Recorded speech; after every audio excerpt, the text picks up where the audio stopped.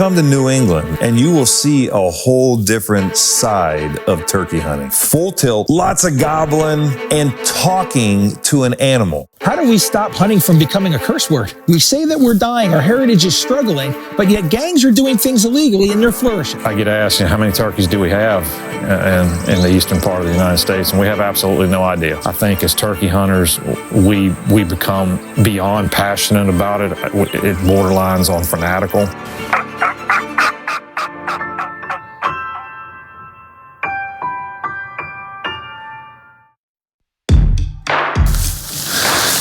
Well, most of the birds in this area where we hunt, whether it's Rhode Island, Massachusetts, or about anywhere, half the battle is just trying to locate them. That's what we do here in the Northeast. We hit a lot of properties. We're calling, we're gonna hammer on them, we're gonna try to get a shot gobble. If we get that, we're gonna try to go set up where we think these birds are gonna eventually end up, and we're gonna try to work it. I just saw the very tip of a tail fan, but I could see it just walking through. He just went through a little shimmer of light.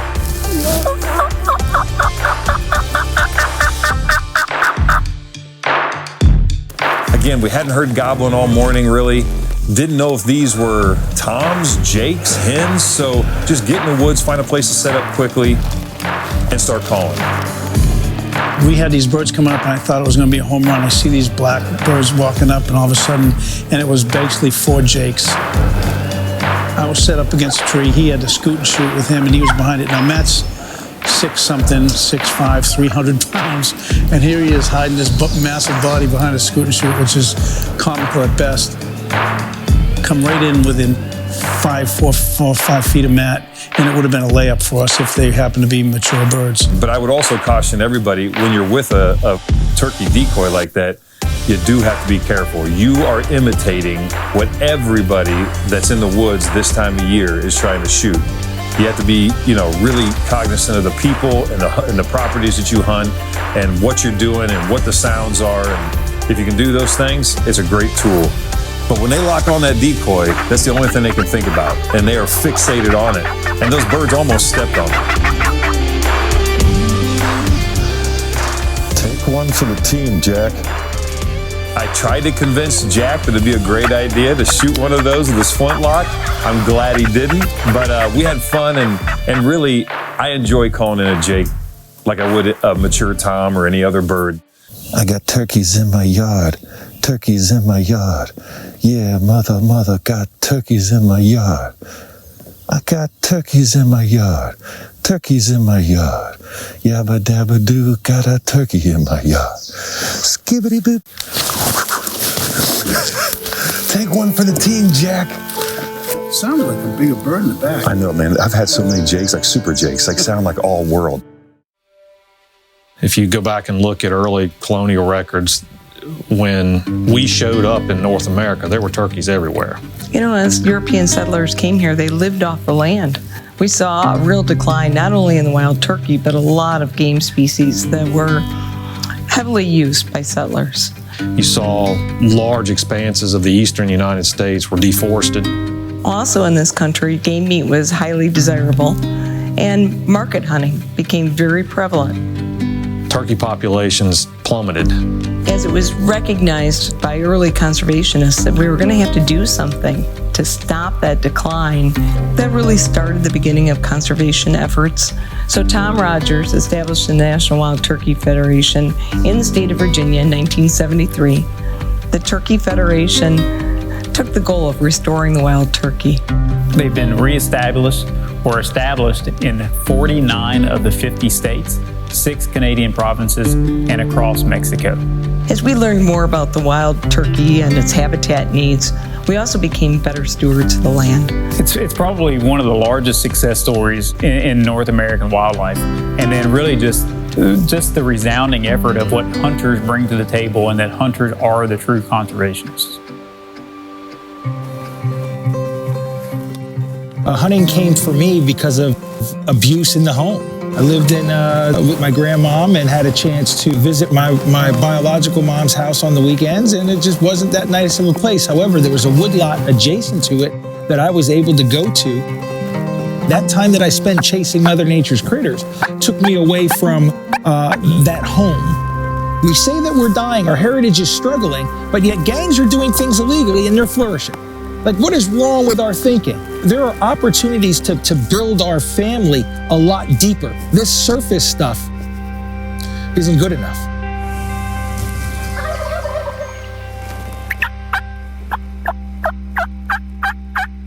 So then we ended up having a strutter out in front of us for about, oh goodness gracious, probably 45 minutes. And there was nothing that we could do because, once again, we're landlocked by private property. We had a hen going to him. You could hear her yelping, and we figured, hey, if she got to him, the game might be over. So, once again, teaching for as many years as I have, there have been a bunch of girl fights, and those always start by people talking. There's a hen. Damn it.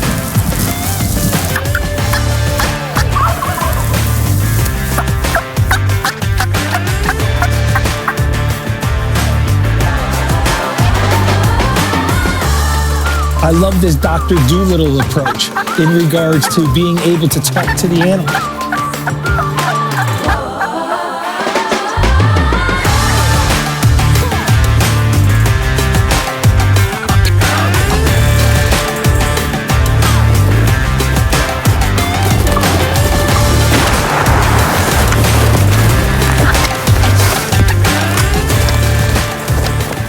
We built our heritage off of families. How do we continue to build families? How do we continue to welcome people into our home? By making things accessible, by giving opportunities, right? And not giving opportunities because somebody has a color of a skin, but because they're worthy of being part of our family. I'll tell you, something special.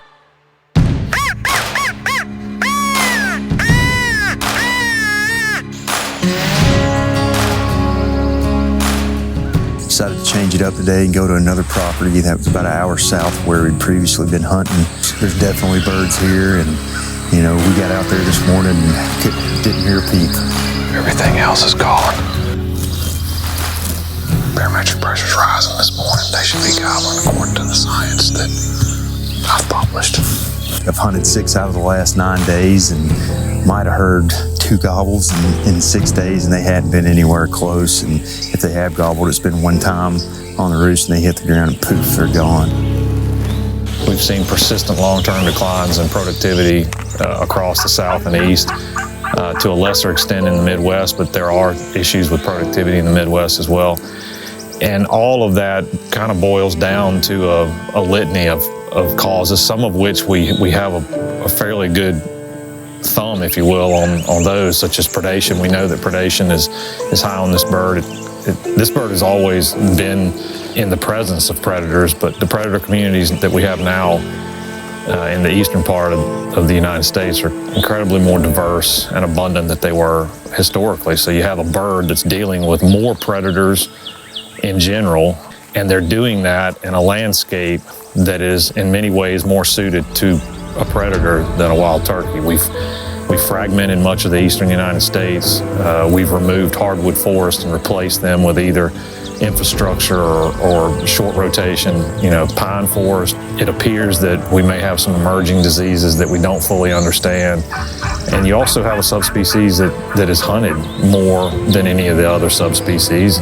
You put all of that together and you have declining production, you have the harvest of this bird, you have predator communities that are evolving and are more complex, and it's worked to the detriment of this bird.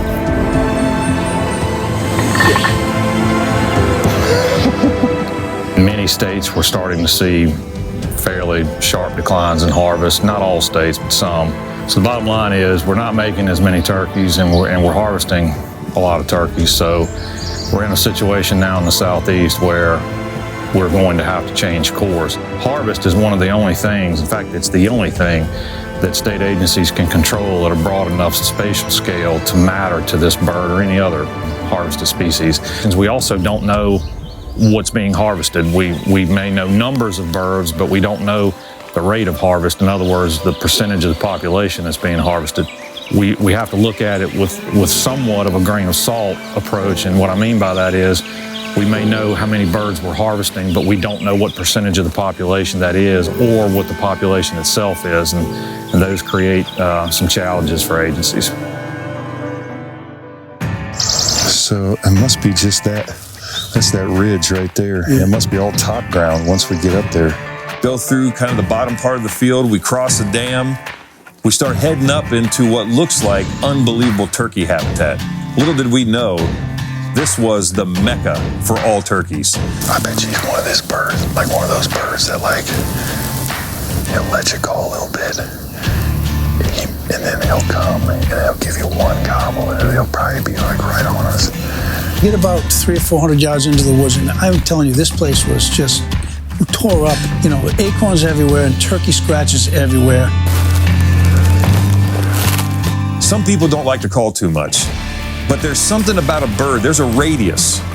And that bird, if you call within that radius, he will gobble. We decided we're gonna try to go right at him. And right at him was in the thick stuff. He's moving on that ridge. He's up top on it. A beautiful oak grove, stone wall down to a valley and then up on a ridge. And he hammers this call again, and doesn't the guy answer again? He's coming. For whatever reason, he's coming. And he made a beeline straight up the hill. And right when he crested out, Jack could see him. Jack's on him. He's got the smoke pole ready to roll. I have never seen anyone shoot a turkey with that type of firearm. Touches the hammer, and there's that classic when the smoke clears and the birds flopping. And what a day in the turkey woods. What a day to enjoy the outdoors and friendships and storytelling and the whole nine. And we're going to be eating well. Can't get any better than that. Wow. Dude, that's a heavy bird. That's 22, 23 pounds all day, man. There's turkeys in my yard. There's turkeys in my yard. I think people have lost the real connection to the outdoors. I don't need to be hunting to want to be in the outdoors. Matter of fact, I wake up and can't wait to leave the indoors. And then you start tying it back to things that they can really relate to. Again, for me, it's the food. It's that social aspect, you know.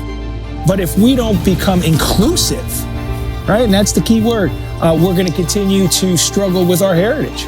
I think as turkey hunters, we become beyond passionate about it. It borderlines on fanatical.